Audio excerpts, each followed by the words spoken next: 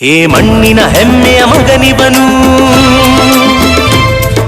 ಕನ್ನಡಾಂಬೆಯ ಪ್ರೇಮದ ಕುಡಿವನು, ಕಾವೇರಿಯ ವಂಶಿಕನು, ಕಸ್ತೂರಿಯ ಕುಲದವನು, ರಸ ಋಷಿಯ ವರ ಪಡೆದ ಕೆಚ್ಚೆದೆ ನಾಯಕನು, ಧೀರ ಕುಮಾರಣ್ಣನು.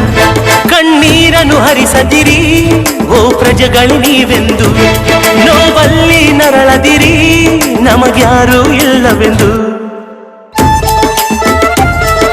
ಹಗಲಿರುಳು ಜನರಲ್ಲೇ ಬೆರೆತು ಹೋದರಣ್ಣ, ನೋವನ್ನು ನಲಿವನ್ನು ಹಂಚಿಕೊಂಡರಣ್ಣ.